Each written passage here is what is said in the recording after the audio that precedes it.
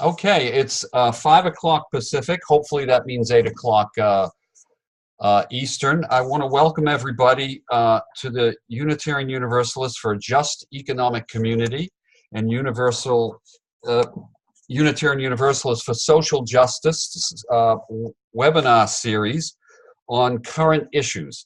Our goal is to inform UUs on issues that are pertinent to our values and to motivate UUs to take action, whether locally, statewide, or federally. And that could be by writing letters, talking to lawmakers, or joining in group action. Today, our goal is to really ensure that across the United States, we have UU values being heard and talked about to our politicians. Today in our webinar, it's my pleasure really to introduce Chuck Collins. He's one of our most prominent voices in social justice in the country. Chuck is based at the Institute for Policy Studies. He's recently put out a book called Born on Third Base, A One Percenter Makes the Case for Tackling Inequality, Bringing Wealth Home and Committing to the Common Good. His previous books include 99 to 1 and Wealth in Our Commonwealth with Bill Gates Sr. His articles appear in The Nation, The American Prospect, and numerous other magazines and news outlets, including inequality.org. He has co-founded Wealth for the Common Good, now merged with Patriotic Millionaires, United for a Fair Economy, Disinvest, Invest, and many other organizations. Chuck has been one of the most active UUs and voices for equality that I know, and I'm very happy to have him today. Before, Chuck, I'll ask you to speak. Let me just explain. I have muted everybody except for myself and Chuck, and so Chuck will go through some remarks. After he finishes, we will have questions. You will have on the lower right-hand corner of your screen, if you put your cursor there, a little hand raised. If you raise your hand, if you click on that, I'll realize that you want to have a question. Those who are just calling in, I will unmute everybody at the end so that you can then ask your questions at that time. So without further ado, I'd like to, again, it's my pleasure to introduce Chuck Collins. Chuck, welcome to our webinar. Hey, everybody. Good to be with you. Can you hear me okay? Let's nod those heads.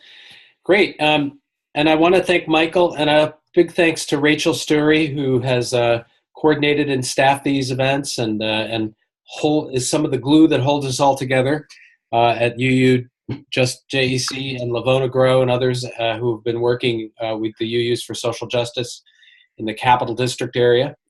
And one occasion for this is I just did a kind of I guess I would call it a monograph or a little booklet called Reversing Inequality, Unleashing the Transformative Potential of an Equitable Economy. And it's available for free, and Rachel sent out the link, but it's at nextsystem.org/inequality. And there's the full kind of piece, but there's also a 6-page summary and a 2-page summary, so it makes it easier to get the main data. But I want to talk a little bit about that because I think we're at a new stage. If you think about the work that particularly people on this call have been doing, or UUJEC has been doing for a while, we understand the inequality problem. We understand the impact that it's having on all aspects of our life, democracy, the economy. We have been working together on various solutions, but I thought it was a good point to sort of take stock of what's a framework to how to think about how do we reverse these inequalities.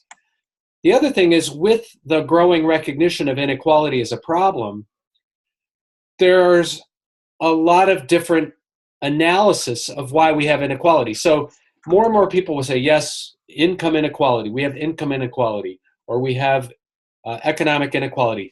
And it's the result of globalization and changes in technology. The dominant explanation that most economists give for these inequalities is what you call the skills-biased gap. Basically, we've gone through this huge technological change. It's been supercharged by globalization. and we don't have a workforce that's able to keep up with those skills, and so some people fall behind. And so the big solution, the implication of that is, well, we should invest in education to help people get the skills so they can compete in the economy and raise their wages. That is the dominant explanation for inequality. But I think that's a complete misdiagnosis. And part of I think, the conversation we want to have in reversing inequality is to say, look, these inequalities, they're certainly worsened by technological change and globalization, but they're fundamentally systemic problems that stem from power imbalances. We've gone through a power shift. The power of wealth and the power of capital has increased. The power of workers and wage earners has decreased. The power of campaign contributors has increased. And the rules of the economy have been changed to benefit wealth holders, asset owners, at the expense of wage earners. It's a power imbalance, and it's led to these systemic inequalities.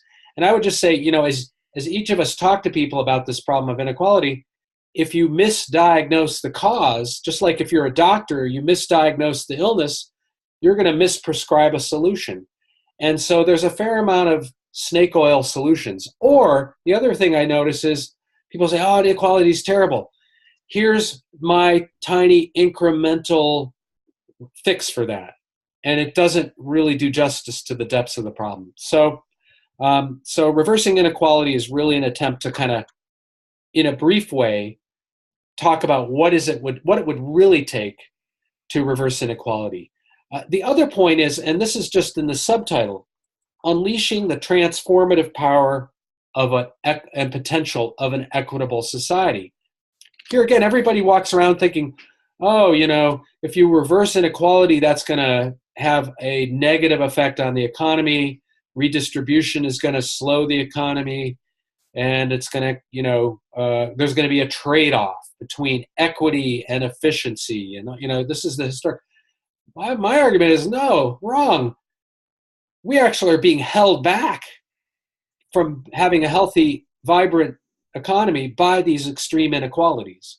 That there's all kinds of potential that will be unleashed if we can reduce these grotesque distortions of wealth and power.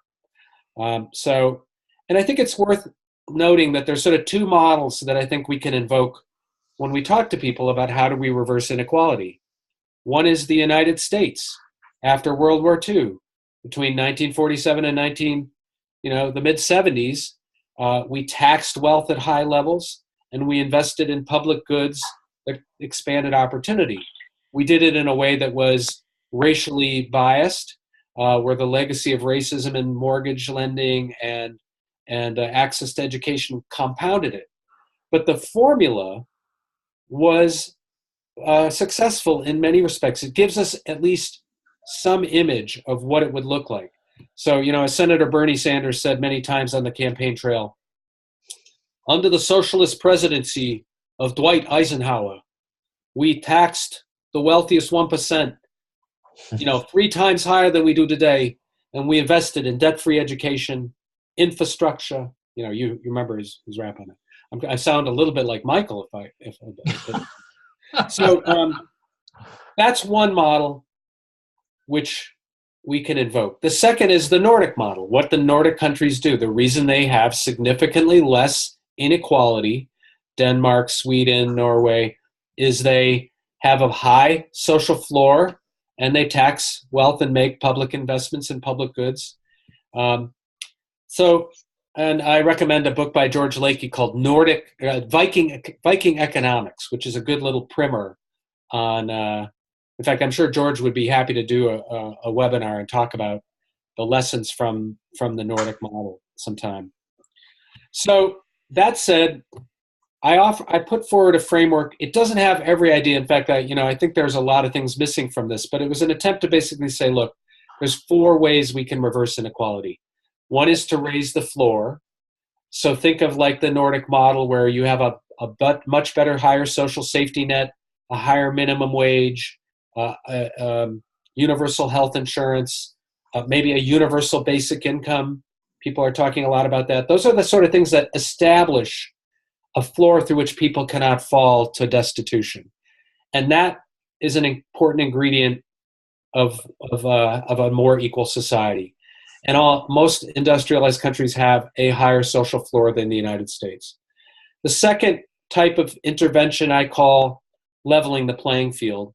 And that's things like removing the influence of money in politics, how it distorts our democratic system, dealing with the fact that we have multiple sets of tax rules, one for global corporations, one for domestic corporations.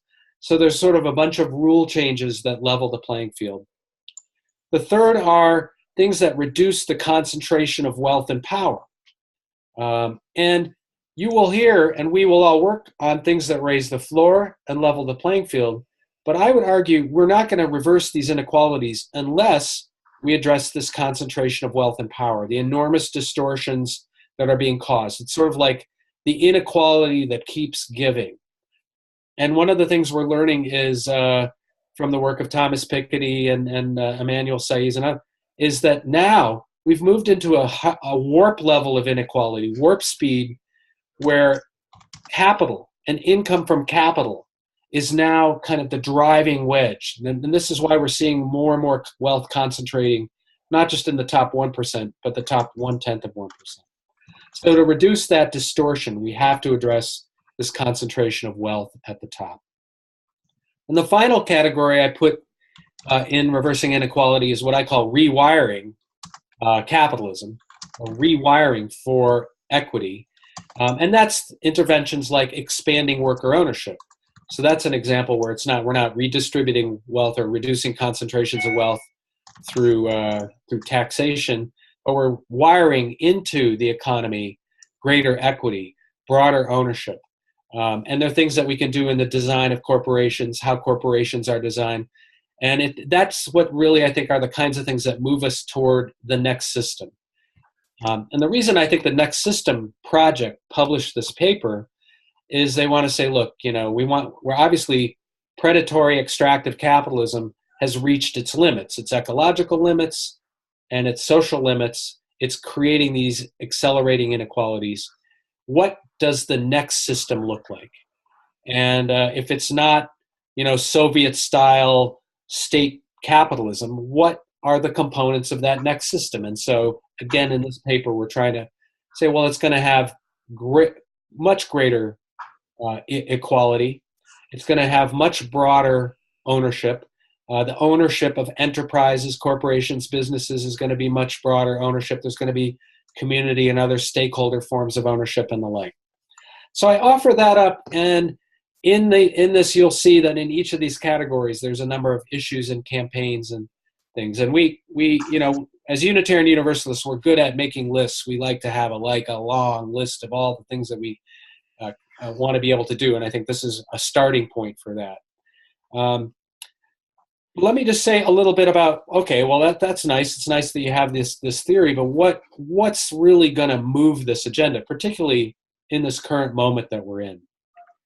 And here's where, and this is based on really my campaigner experiences, we should be looking at game-changing policy campaigns. Now, what do I mean by game-changing? Campaigns that actually engage a lot of people, capture people's hearts and minds, lift up the possibility of a very different type of economy. Remember now that, Senator Bernie Sanders is the most popular politician in America, that there's widespread support in the 70 to 75% range for policies like raising the minimum wage, increasing taxes on the wealthy. And yet, we're obviously in a moment where things are moving obviously in the wrong direction. We have this, minority power basically that has control of our national political situation in many of our states and is moving an agenda. But the good news is there is a wide base of people. There's really a realignment happening at the base where more and more people support, obviously, moving toward a more equitable society and equitable economy. So what are the campaigns that will capture people's imagination and accelerate that transition? So the criteria that people have come up with is to say, well, it engages a lot of people. It addresses the concentration of wealth and power, because we have to address that somehow, some way. and it generates resources that expand opportunity for everyone else, and that it addresses the sort of deep racial divisions, racial economic divisions, and helps us move toward sort of a new story of how the economy should work. So what's an example of that? Tuition-free. One example is a tuition-free college higher education system funded by a tax on wealth. That would immediately engage tens of millions of households, right? There's 43 million households in America that are holding some kind of student debt. There's a younger generation. It engages millennials. And I was just with Senator Sanders on Tuesday, and we talked about the work he's going out now. In October, he's doing 20, he calls them college fairs. He's going to be on campuses promoting this College for All plan that will lift up and create universal access to education, organize groups on campuses across the country, and it will be paid for by a tax on Wall Street financial transactions.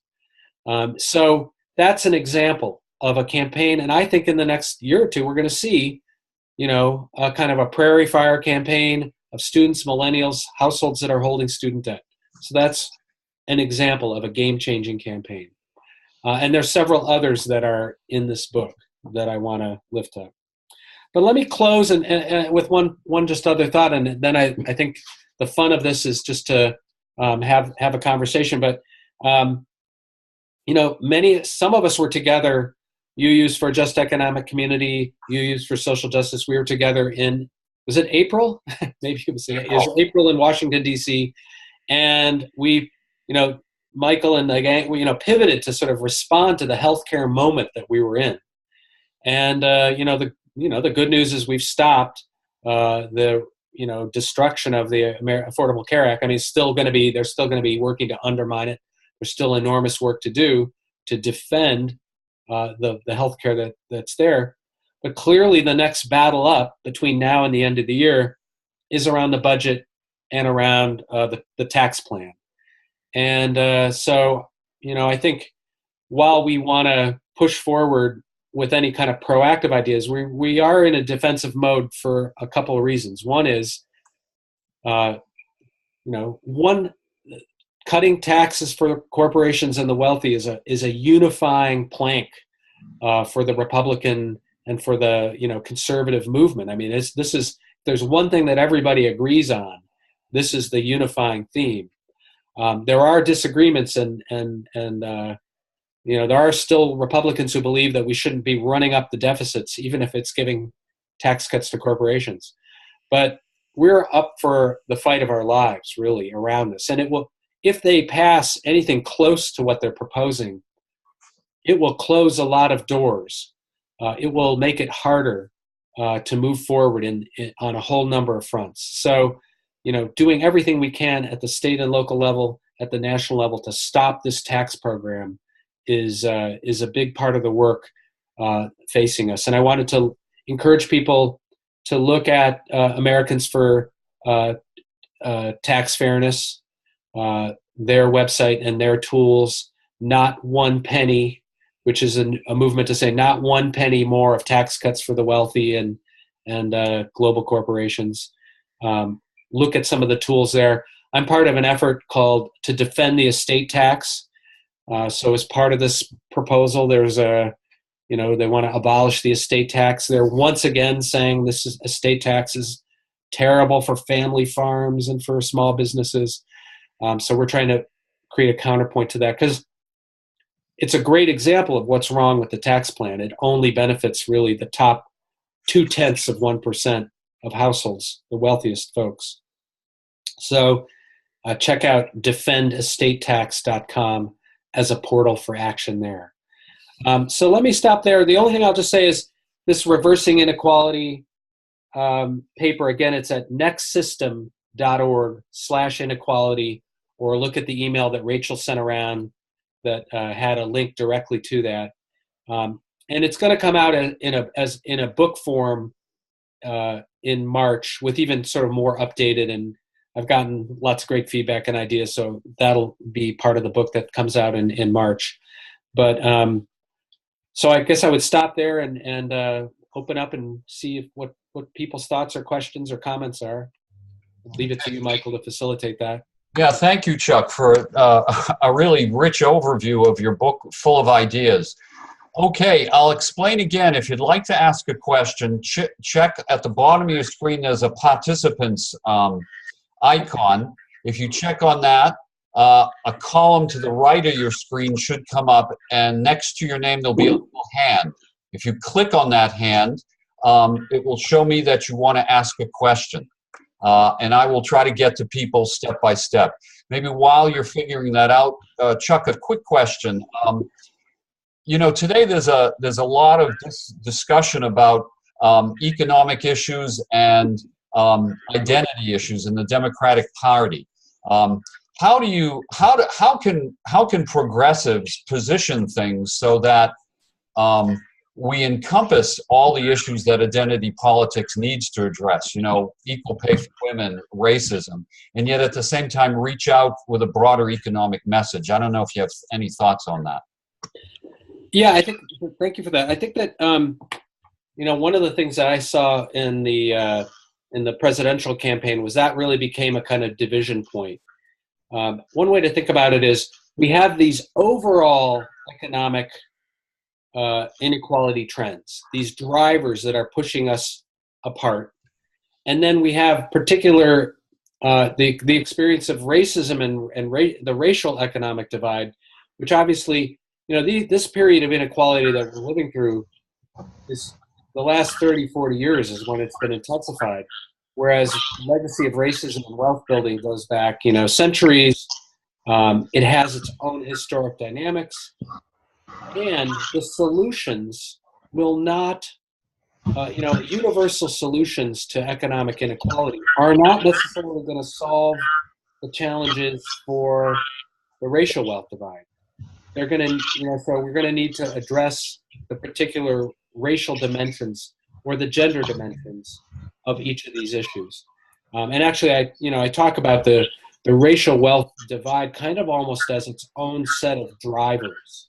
Right, white supremacy, both in wealth building or wealth stripping, extracting wealth from communities of color and First Nations communities. That's a different kind of dynamic. So I think of them as these two strands of DNA that are together, have a different drivers, and need to have their own particular solutions. One thing we talk about is every economic populist program, we should have a racial wealth divide audit, an assessment of each public policy proposal. So for instance, if you say, well, we're going to make universal higher education universal, does that reduce the racial wealth divide or does it make it compounded? We know that if we raise the minimum wage to $15 an hour, that actually has the effect of both raising wages, but it reduces the racial economic divide because disproportionately that will help. We also know that taxing the 1% actually has a racially redistributive quality to it because so much wealth is held by white households in the very, very top. So most progressive tax policies, particularly if it are invested in things that raise the floor, actually are racially redistributive. You don't necessarily market it that way, but it actually has that positive effect. Okay. Thank you. Now I'd like to go to Jerry Freed. Excuse me if I'm mispronouncing your name. You're now unmuted. Thank you. Am I unmuted? It says, oh yeah, okay, great. We can hear you. Thanks for this call. My main question for you has to do with, and for everyone really, it's about messaging and being able to communicate not only good news about innovations and policies that work. And there's this film, A New Economy, which has Gar Alperovitz as sort of like a spokesman, gives a lot of good examples of that. So getting that word out, because I don't think that that's shown very much. And beyond that, narratives and stories, particularly for young people and even young children, to be able to get a sense about what this new economic system that we're trying to create looks like, so that we have a future that doesn't just look dystopian. And these are film projects that I'm working on, is trying to do that. But I'm challenged looking out there saying, who else is doing this work? Where are the positive signs that are coming through? Yeah, Jerry, thank you for that point. And I think you were the Next System project that actually put out this pamphlet is put out this video that I think you're talking about, that includes a profile of GAR, talking about, what are the elements of the Next System and what are we actually already doing? Like, what's sort of popping up already in terms of communities getting more control over their local economies, new food systems, new energy systems. So I would definitely encourage people, if they don't already, look at, Yes Magazine is definitely sort of the journal and online portal for positive things that people are doing, in the new economy. And actually at inequality.org, which is the website I co-edit, we're constantly trying to lift up what it is that communities, states are doing to reduce inequality. I just read a little bit more about San Francisco. Just levied a high-end real estate tax, and it's generating a substantial amount of money. It's just commercial and residential real estate above a very high level. Like, remember, San Francisco's housing market is completely out of control, but it's very similar to many cities now in the United States, where the impacts of these inequalities are causing massive displacement. So what they've done in San Francisco is they're taxing that, they're putting it into a fund for permanent social housing, and they've made tuition free at San Francisco Community College, along with books and travel stipends. So that's an example where at a municipal level, people are capturing some of that concentration of wealth, taxing it, directing it to something that expands opportunity. And I think there's a bunch of cities now that are exploring that. So part of the challenge is, what are sort of the visions, and where do we have agency? Where do we have room to move to make a difference? And certainly in some cities and states, we can move forward with things that help reverse and reduce these inequalities. Okay, I'd like to go to Bob Denniston with a question. Okay, Bob, you're unmute. You are now unmuted. Okay, great. Thanks, Chuck. I appreciate it. I'm going to pick up on what you're talking about regarding your estate tax, which seems like a good means to deconcentrate wealth and power. But I hear that a lot of the pushback has to do with the fact it's double taxation. It's so unfair.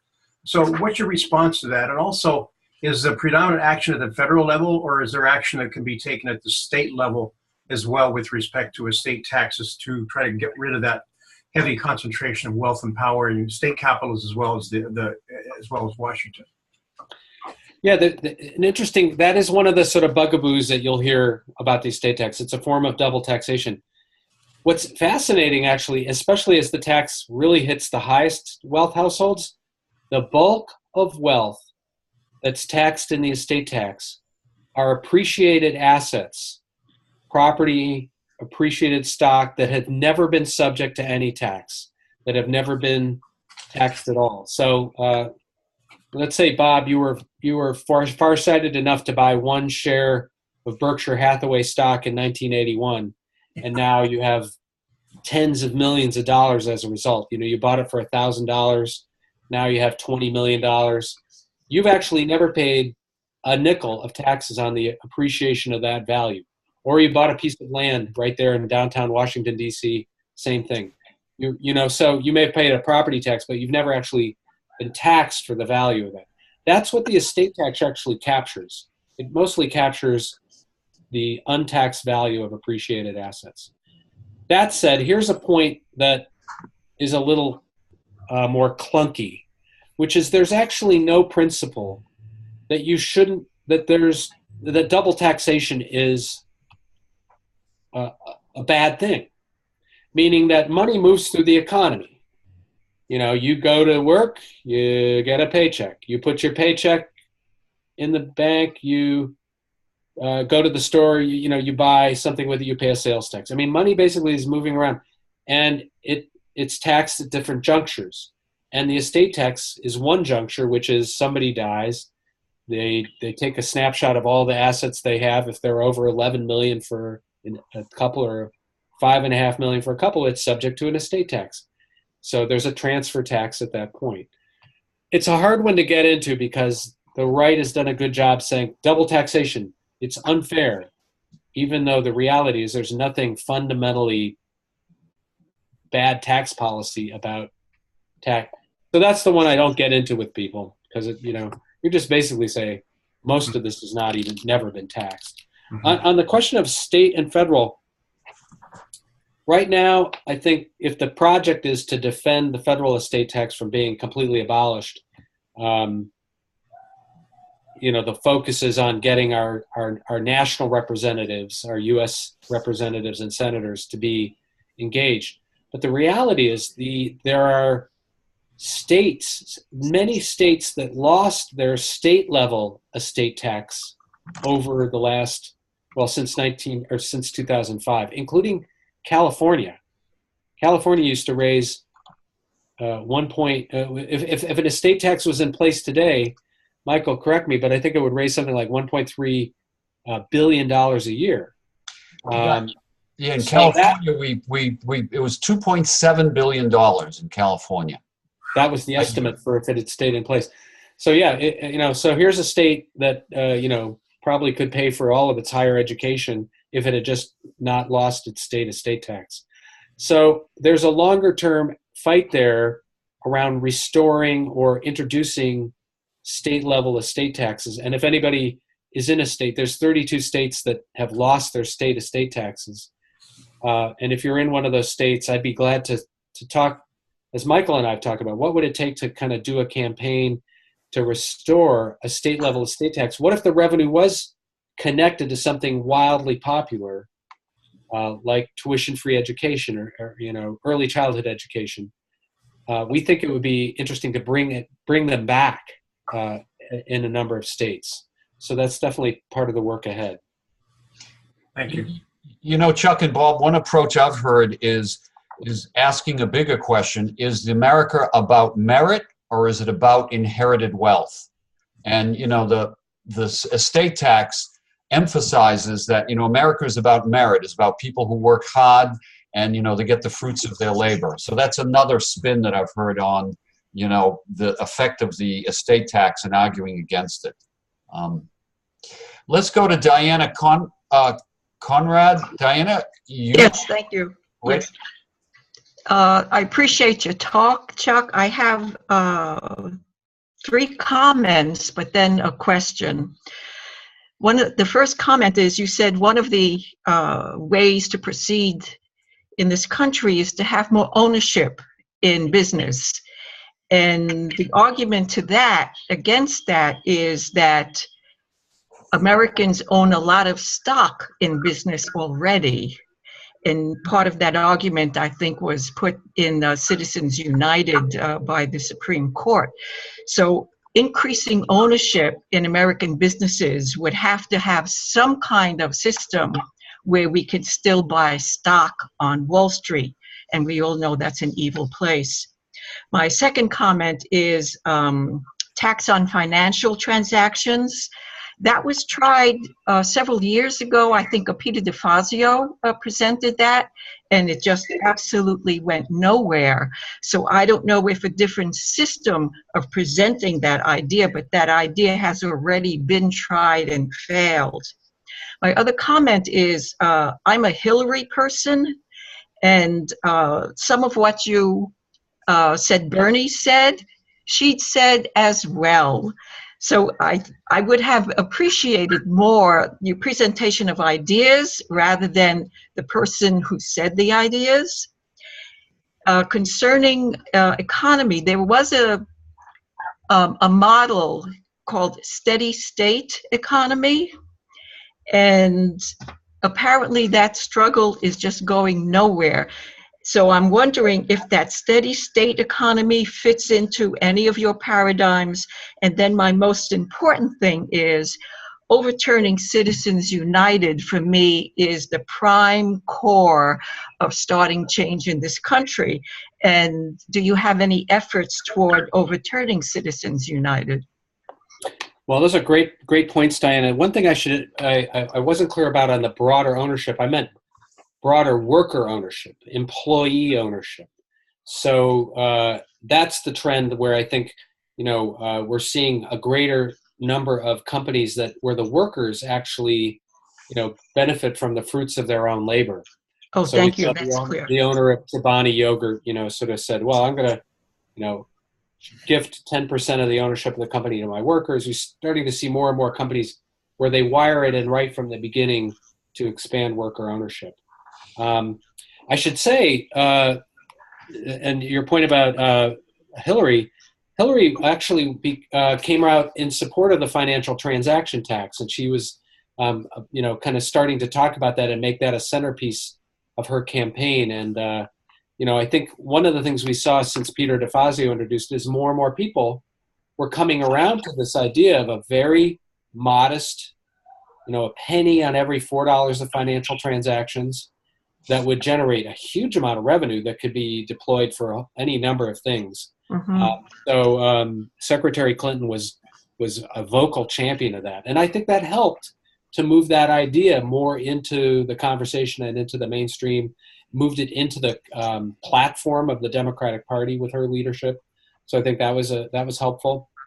Your point about the steady state is absolutely right, which is, we can't actually go back to the playbook of the post-World War II era to reduce inequality, which was largely based on the fossil fuel economy of kind of extract, burn, consume, dump, repeat the cycle. Like that's a constraint. We're going to have to figure out how to reduce inequality on a finite planet with more of a, not traditional growth model. And I think that's a challenge. And again, as people talk about how do you reduce inequality, sometimes you hear people say, well, let's just do the New Deal 2.0, and we'll just kind of repeat that same formula.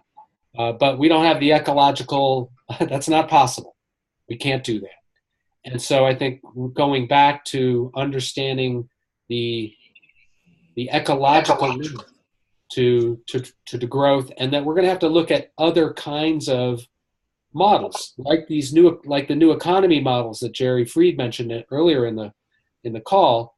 We're going to have to look at relocalization of the economy, strengthening existing local economic, not relying on fossil fuels, the transition to renewable energy. So I think all of that. And just on the Citizens United, I completely agree. I think we have to, I'm part of the local efforts in Massachusetts to, sort of overturn Citizens United. I would say it's just, that is one piece of the corruption of democracy challenge. The other is the whole redistricting phenomena that we're living through, the sort of gerrymandering, which actually isn't a constitutional issue, although the Supreme Court is obviously going to weigh on whether it's an unconstitutional way, which, Wisconsin and some of these states that have had hyper-political partisan gerrymandering.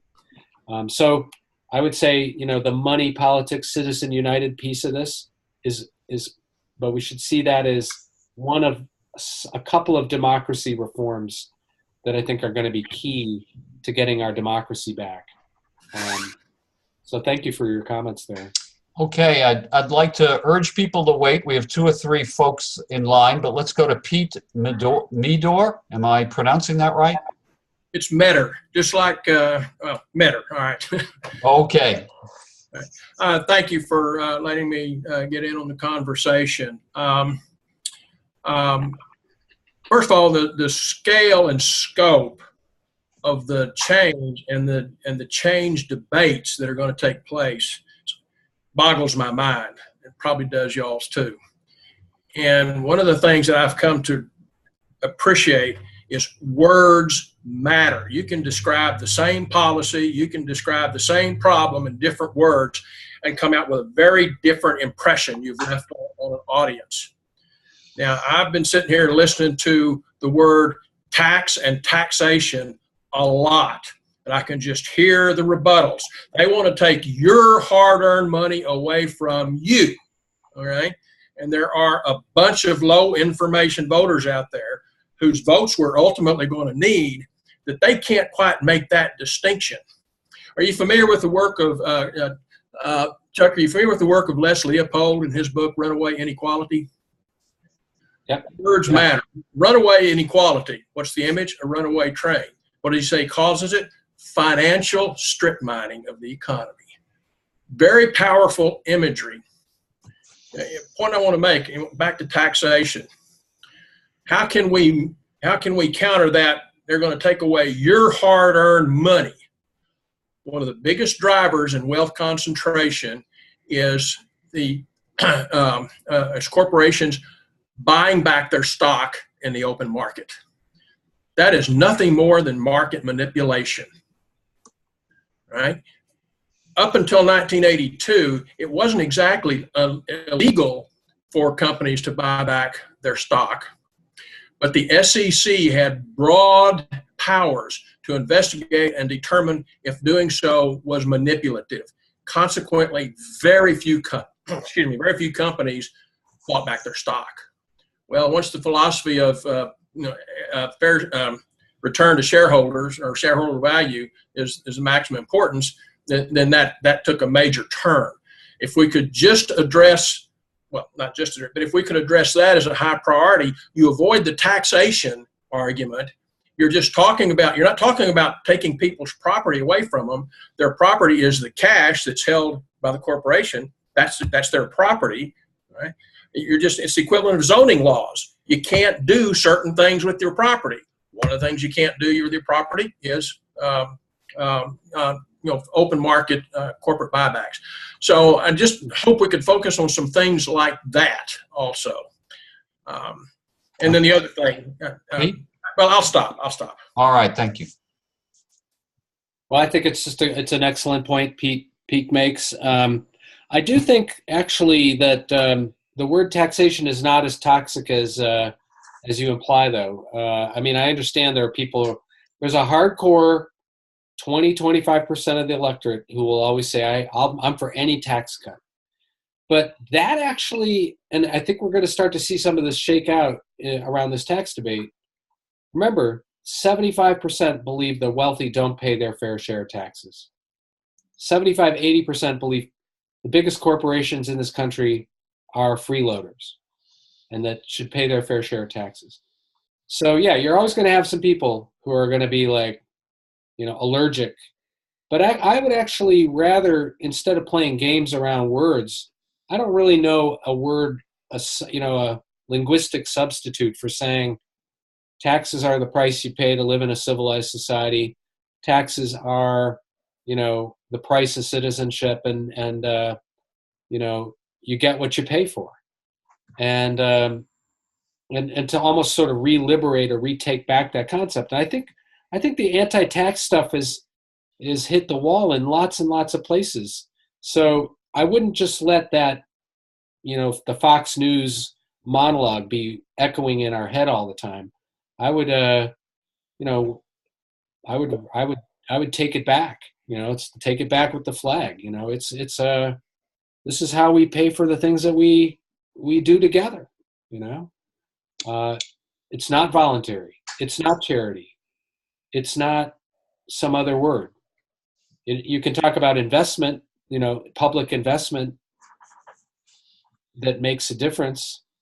I encourage people to tell stories about how public investments have transformed their own individual lives, and they wouldn't exist if it were not for taxpayers.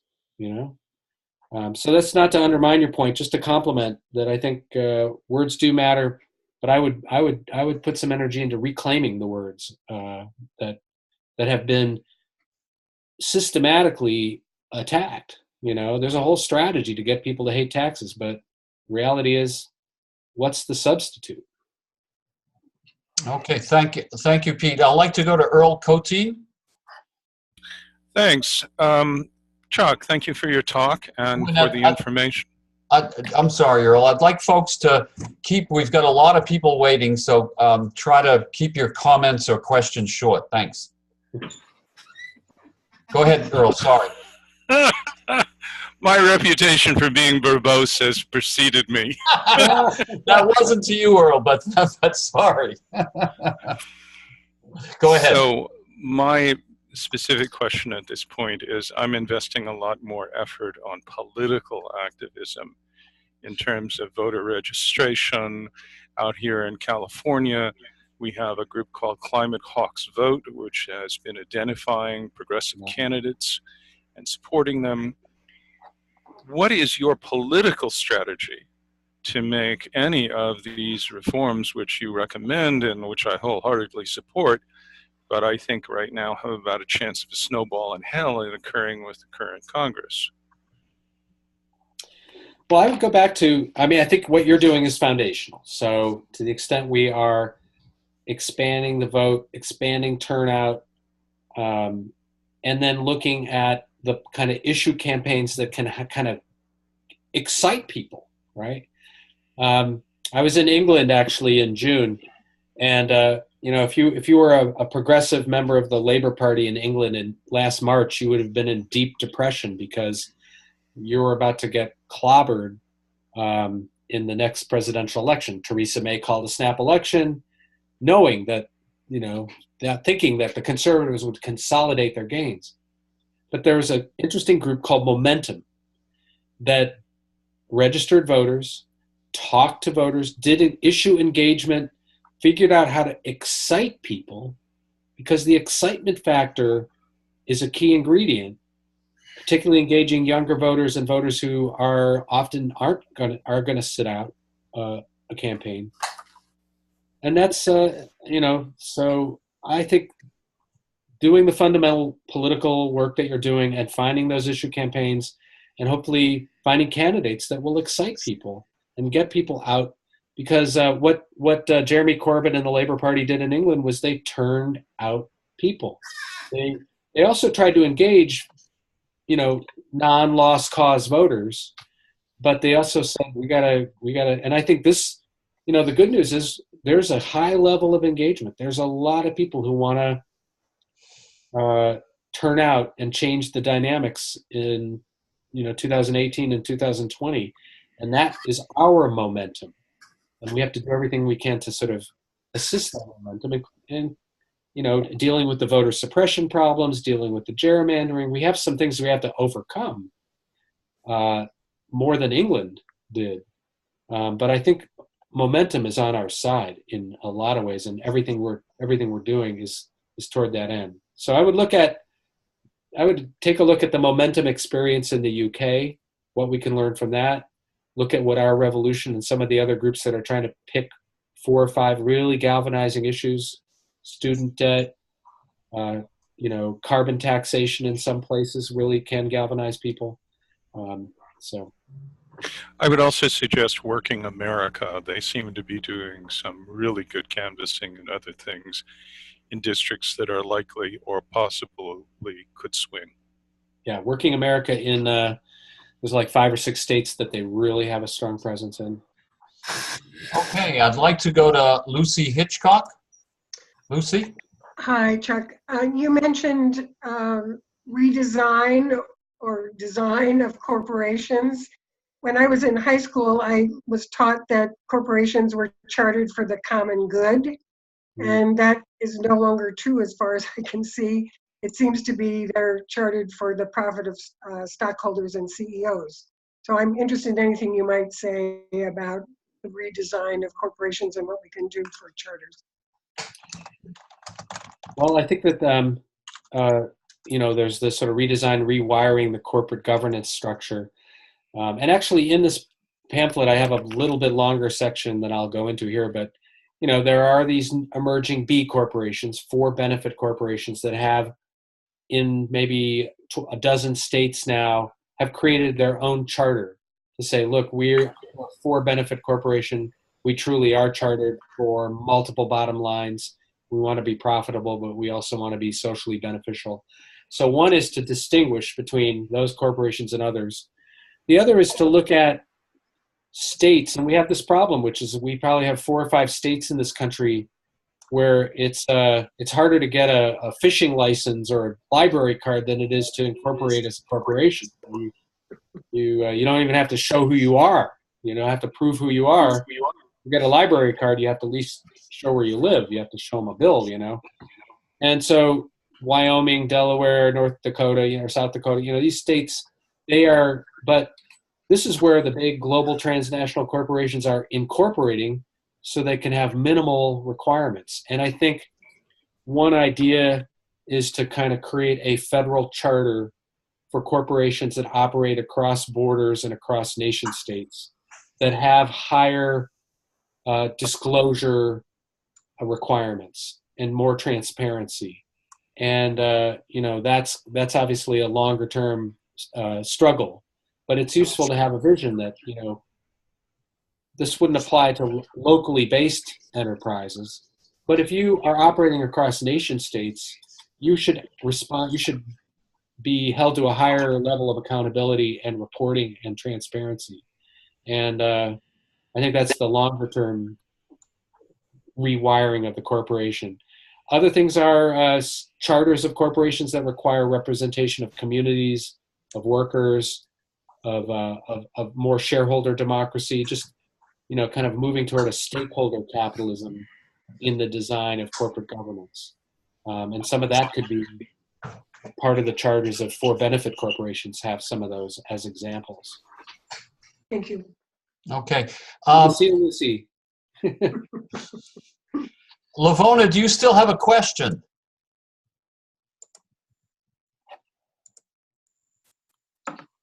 For some reason, I cannot unmute you. Am I unmuted now? Yeah, now you're fine. Okay. Go ahead. Sorry. Okay.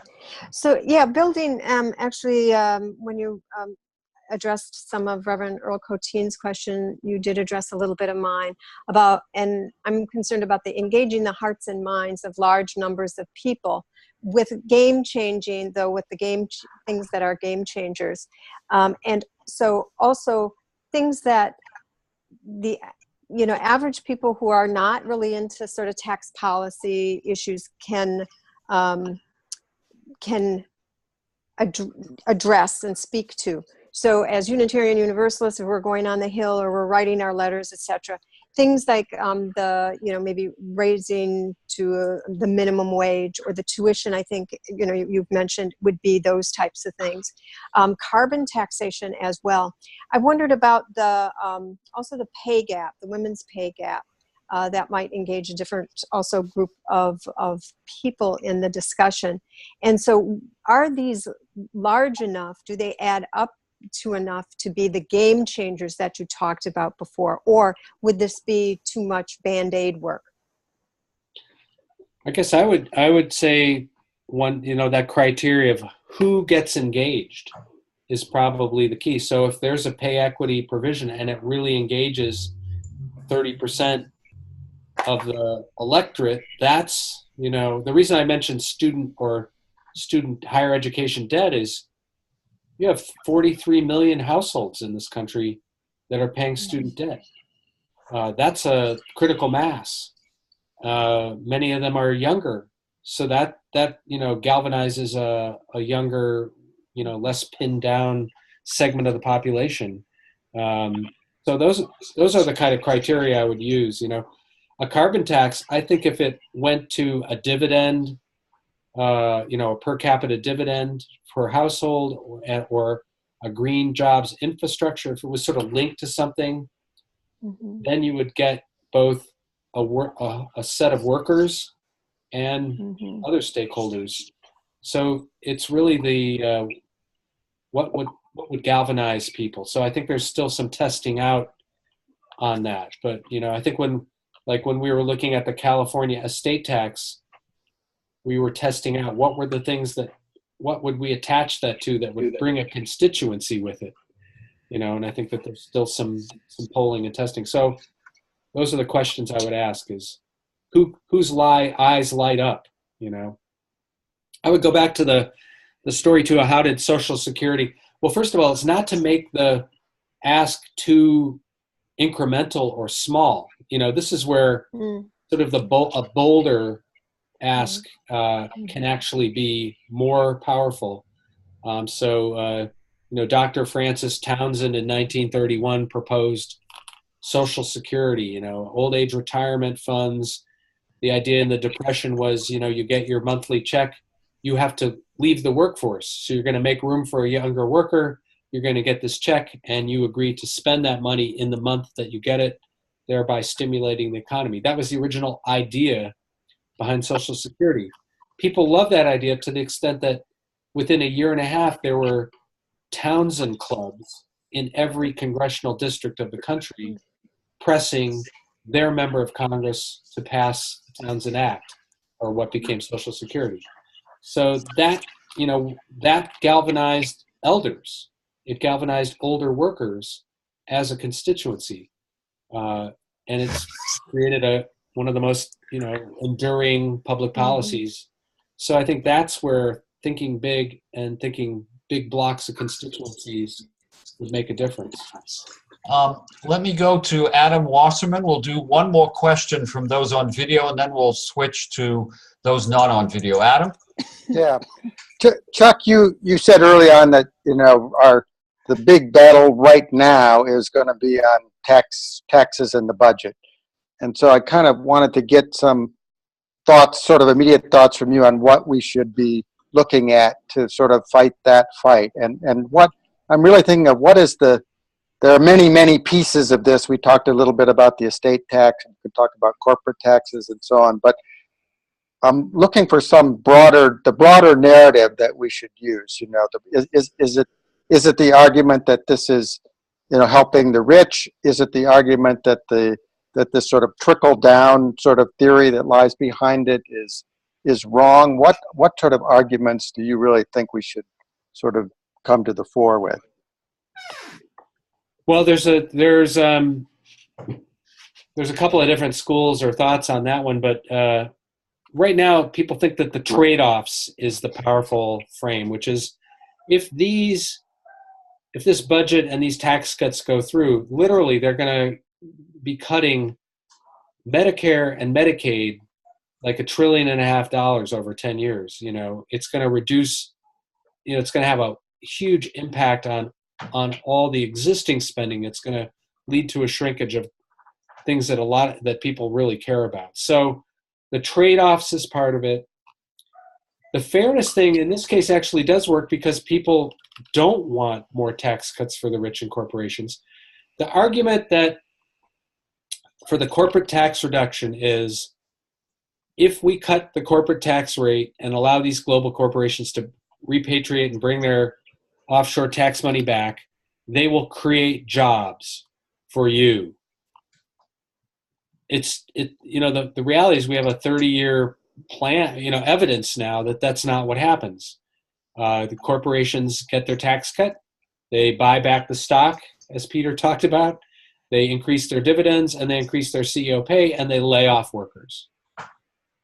I'll send something to Rachel that she could send around as a follow-up, but there's a study that we did just on debunking this idea that these tax cuts for corporations are going to create jobs. So they're not going to create jobs. They're going to blow up the deficit. They're going to create huge cuts in things that matter to people. And maybe I'll send a little roundup around of some of the polling and messaging work. But Americans for Tax Fairness has a good set of talking points or a composite there.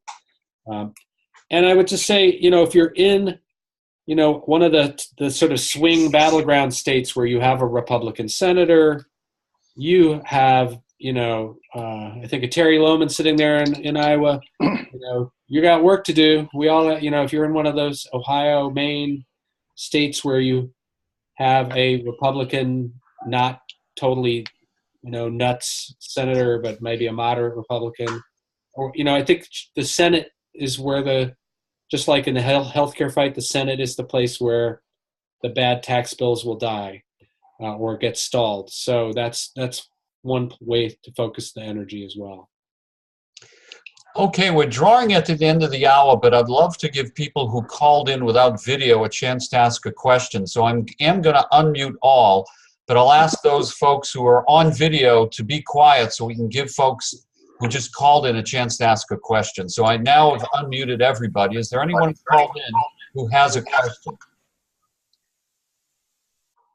I'd like to ask, yes. Okay. I don't know if you can hear me. Yeah, are you 703, area code 703? Yes. Wait. Go ahead, area code 703. I'd like, Chuck, Okay. if tax loopholes are also something that he would like to go after. Yeah, I mean, and you know, there in the framework for the tax bill, there was this vague language that, you know, will close loopholes, which means that about $1 billion will be spent on lobbyists to defend all these loopholes.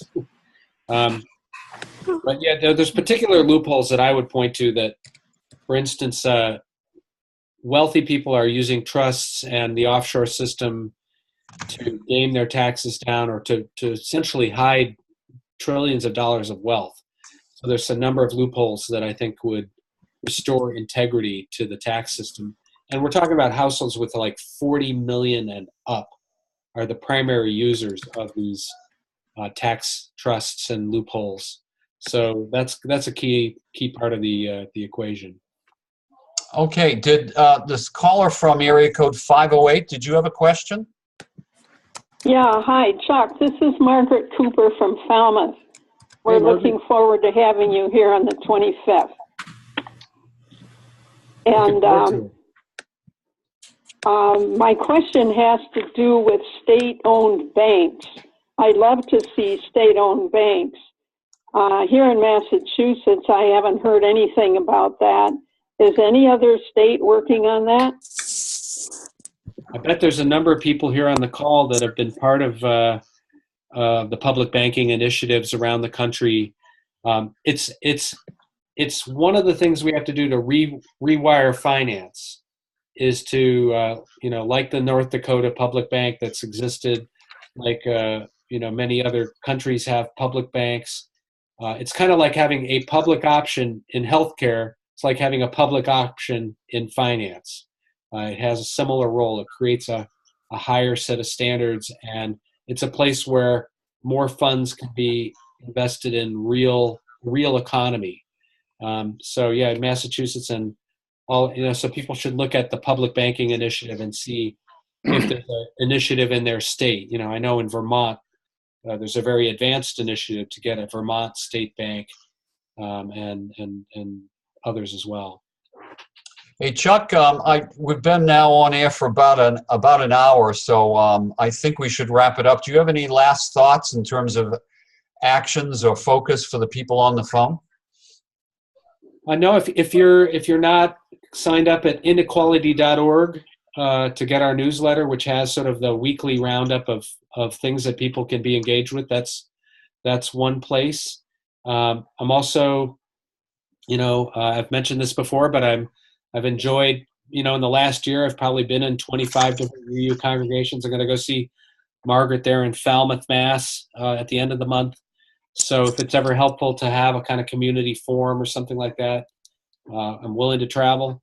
And, you know, check out this Reversing Inequality paper. Let me know your ideas, your responses. Actually, Pete, who's on the call, sent me a really nice note today with some of his ideas that maybe I can incorporate into the next edition. But I'm really glad. It's great that 30 of us could be together on this template. We're not burning too much fossil fuel. We're having a conversation together. I'm most thankful for Rachel for getting us all together. And you know, people can correspond with me. But I hope to see you all in the barricades and in the you know, advocacy sessions and, you know, making a difference and in the next 3 months, stopping this tax bill the same way we stopped healthcare. Okay, thank you, Chuck. I want to remind people that Chuck has a new book, Born on Third Base, also, that I'd recommend to all. It's a fascinating book. And thank Chuck and everyone for dialing in. It was a great dialogue, some good issues. And Chuck, thank you for your thoughts. I want to remind folks, we do have the webinar every month. And Rachel is, again, the mover that makes everything move here. And we'll be sending out the date of the next webinar in the next week or two, I believe, Rachel, huh? Yes, we will. Okay. Again, thanks to Chuck. I'm going to try to clap, but everybody's unmuted, so thank you. I'll blow out the chalice here. There we go. Thank you, and thanks to all. Have a good evening. Take care. Bye. Right. All right.